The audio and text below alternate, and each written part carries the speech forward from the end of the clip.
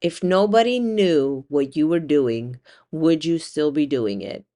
Hey guys, let's talk about it. This is Andy with Mindset Matters More, and we're talking about our innermost desire, our innermost wants, needs. Like, what is it that we truly want in this life? And one of the questions that was posed to me over the weekend in California at this manifestation summit was, if nobody were watching you, would you still be doing what you're doing? If nobody were actually listening to what you were doing, would you still be doing it? If nobody gave a fuck about what you were doing, would you still be doing it? If nobody applauded you when you reached the finish line, would you still be doing it? And that's a question for the ages, especially because we live in a world where, every single thing that we're doing, we're posting it on social media. It's like, oh, I went and had this really cool latte. Everybody look at it. Oh, I did a race. Everybody look at me with my medal. Oh, I did this. Everybody look at me. I did this. Everybody look at me. It's the external validation that becomes so easy to get when you're on social media. And obviously, this is not a judgment on social media, as I have been on social media myself. I mean, we could argue that YouTube is social media. We could argue that my podcast is social media.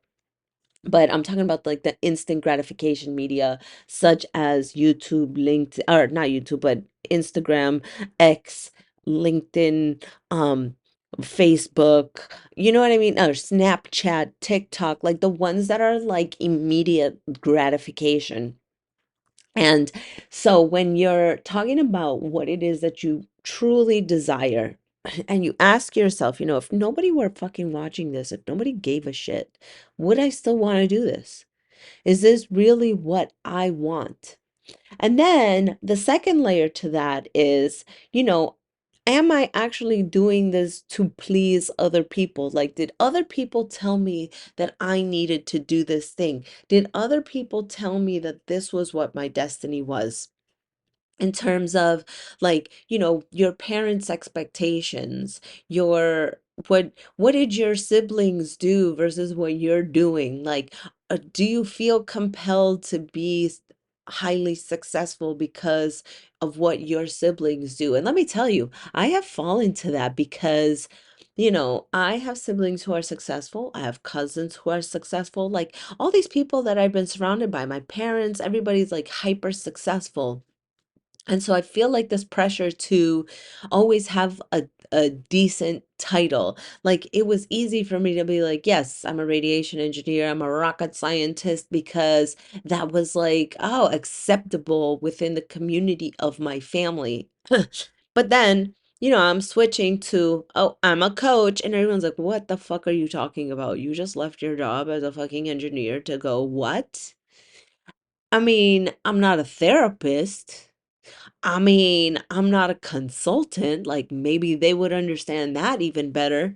And it comes down to like, to me it was just never acceptable.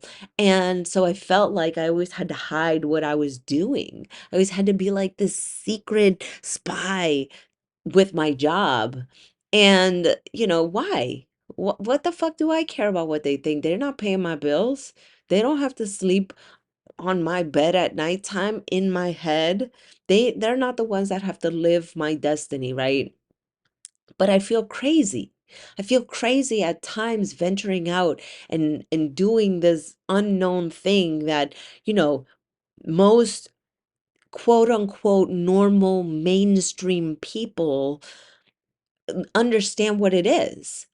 And so I watched this it was like a lesson in one of my like classes that was talking about how the woman basically every time she would tell somebody she's a coach, people be like, oh, like not disappointed, but they'd be like, ew, like gross, because maybe they had an opinion about what a coach does. Maybe they associated it with, oh, you're a consultant, oh, are you like a therapist or something, and she would always be defeated. But as somebody who's coming from a point of like, not a lot of people understand what I do, not a lot of people understand, what coaching is, or, it's becoming more mainstream now. So I'm not going to say not a lot of people, but like over the past few years that it wasn't so common, like, and people didn't really get the difference between, hey, what am I doing versus what is a therapist doing versus what is a nutritionist doing versus what is a personal trainer doing versus what is a financial advisor doing. Like, when people don't understand, it's not against me, it's not like a personal attack against me. Like, I'm the steward of, hey, okay, maybe you don't understand this, but let me explain to you what it is that I do. Or better yet, let me show you what I do, because I think the best experience, the best learning comes through experience, right? And so, like, over the past couple of years where I've been too shy and too embarrassed to say that I'm a coach to my family, it stems from, the fact that like I have, this 13-year career as an engineer, that it felt like a loss. It felt like, I was in mourning, and that not only that, but people just don't understand when you're doing a total career pivot, right? Because I understand the level of um work that I had to put in to be able to get to where I was. And then all of a sudden I'm like, hey, I'm gonna coach people. Like, it just looks like I'm going through like a midlife crisis where I'm gonna go buy a fucking Porsche I can't afford. Or you know what I mean? Like people like in my world, rational people don't change their fucking careers when they're in their 30s, when they're in their 40s. Like, that just does not fucking happen. Like, you stick it out. Even to the point of, even if you're fucking miserable, they'll tell you, like, yeah, there's parts of my job that I fucking hate, but I put up with it because, that's just life. That's just life. That's just life. Is it though? Are you supposed to be just fucking miserable in life? And no, and that is what I wanted to set out to do, was that show people you can do this. But if I can't even say it to my own family, if I can't even come from this place of um, this is what makes me happy, this is what sets my soul on fire. If I can't fucking do that for myself, how am I going to teach other people to do that? Like, intellectually, I know you can do it. Intellectually, I know I'm doing it. Intellectually, I know others can do it. But am I believing it? Is that my desire? And so I lived a life according to what other people thought I should be doing and how I should be living, and the things that I do. You go to school, you get a job, you get married, and you do the things in the right order, right?